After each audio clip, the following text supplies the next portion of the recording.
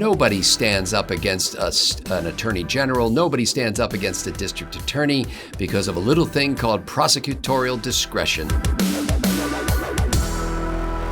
Well, if you're thinking about putting your next Glock on your Amex, you may want to think twice. I'm Scott Ott with Bill Whittle and Stephen Green. This episode of Right Angle brought to you by the members at BillWhittle.com.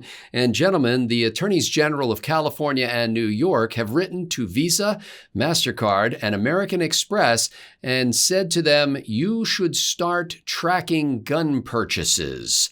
And they specifically say they want to do this to reduce the mass shootings in this country and to cut down on gun trafficking. And they liken it to regulations that other financial institutions have to follow, like banks, when you want to transfer or deposit money in relatively large quantities. There has to be special reporting done because of the possibility of money laundering or terrorism. But Bill Whittle, this letter from Letitia James, the New York Attorney General, and Rob Bonta, the California Attorney General, sounds a whole lot like a mob kind of threat that says, hey, nice credit card company you got there. It'd be a shame if anything were to happen to it.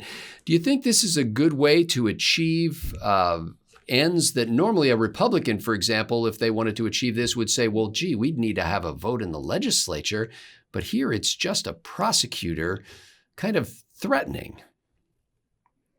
If a Republican proposed that, he should be taken out on a rail. And I think tar and feathering is an American tradition that has sadly gone by the wayside. Let's just reason together, shall we? If we look at let's look at the poles of gun sales. Let's look at the extremes. Sometimes that really helps you make sense of things. On one extreme, you have a guy who's going to go downtown, buy a Saturday night special, or he's going to buy a used 38 or whatever. He's going to use it to hold up a store. We're talking about illegal gun sales now. We're talking about preventing crime. That's the argument that these attorneys general are using. So on one hand, you got a guy who goes downtown and buys a weapon. On the other side of the scale, you have large-scale gun runners, people who are bringing in hundreds or thousands of ARs through or AK-47s in through Mexico, and these are moving hundreds, if not thousands of guns. Those are the two extremes of lawless gun behavior. It's going to come as quite a shock, I'm sure, but neither one of those two categories use the Visa card. Yeah. When a guy goes down to buy a secondhand used pistol illegally, he doesn't say, do you prefer the Visa or the MasterCard? Right? He pays cash. Likewise, the giant cartels don't say, yeah, well, it's a $250,000. Yeah, you know what? Just charge it.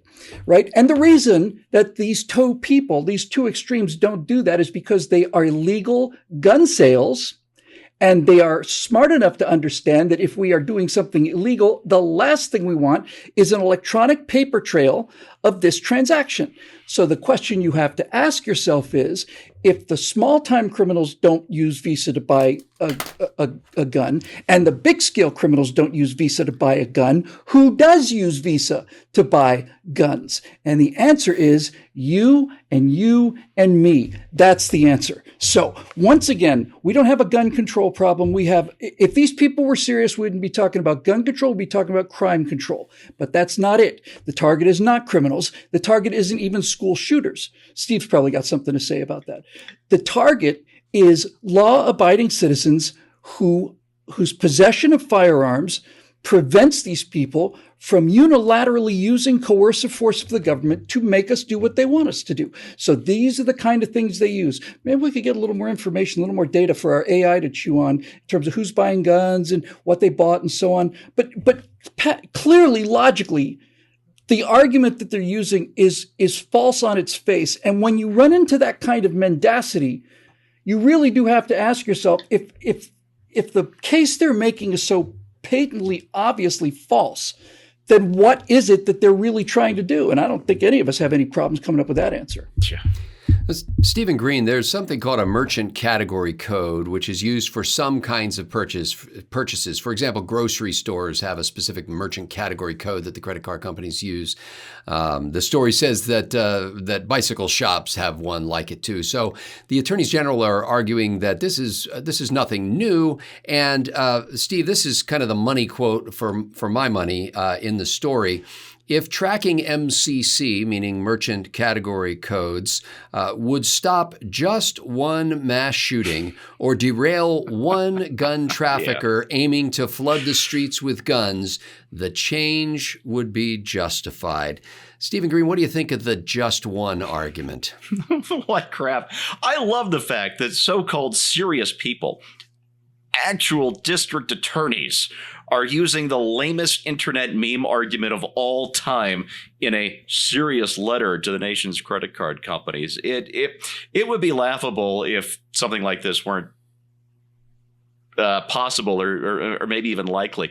I can see a time coming, probably sooner rather than later, where going to the ATM is code for going to the gun store, because nobody's going to use their Amex or their Visa or their MasterCard down at the range or at the gun store or anywhere else. They'll hit the ATM first, take out cash, and then go spend it, because at least we still have cash for now. Or they'll go to Bitcoin, anything other than a credit card company. What this comes down to is just the absolute reach of government, and not just Washington, but I mean, we're talking about city officials here trying to strong-arm giant banks. And thanks to woke so-called capitalism, I see the banks as probably being, let's just say, amenable to this kind of tracking. And it's social credit. In the Soviet Union, photocopiers, there weren't many of them, were licensed and considered potential dangerous. Yeah, they were dangerous. They were tools of espionage, because you could share information without the government's permission. You had to fill out forms to use the photocopier.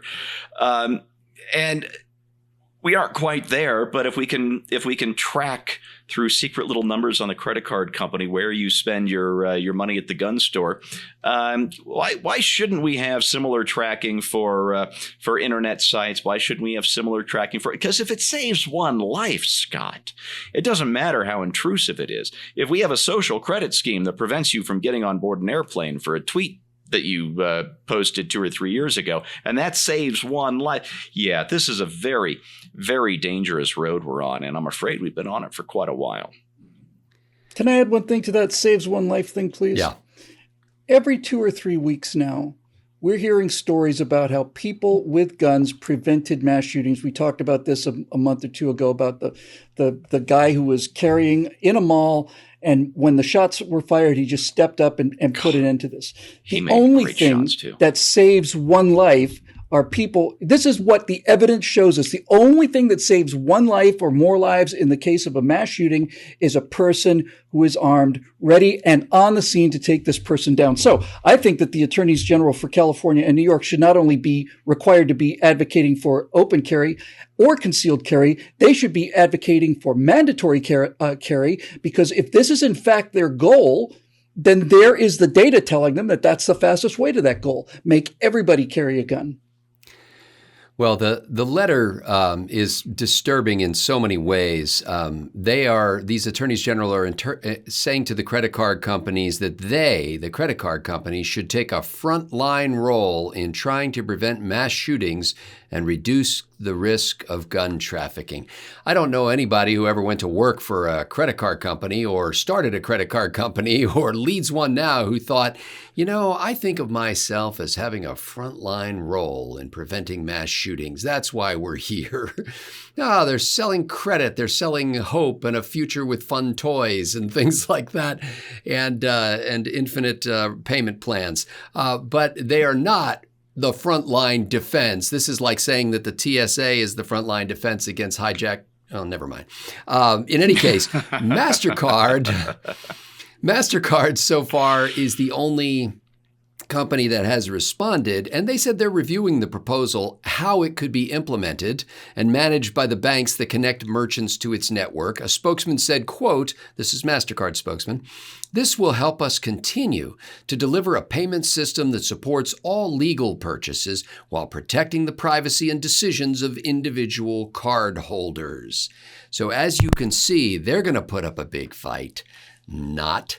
They're just going to roll over because nobody stands up against an attorney general. Nobody stands up against a district attorney because of a little thing called prosecutorial discretion. And those prosecutors can cause innumerable problems on a state-by-state basis for companies that take care of credit card transactions. So this is just another kind of backdoor way that the left is trying to take away fundamental God-given rights of self-defense and enshrined in the Constitution, because they can't go at it directly because even most Democrats aren't in favor of taking away people's guns. And so they can't get it done legislatively, so they're trying to do it other ways. And this, to me, is one of the worst ways of all, because it's not saying, hey, we're going to the legislature and develop a bill that will put these things in place. They're implying to the credit card companies that things will go better with them if they just do what Mastercard just did and roll over and play. And that just makes me sick.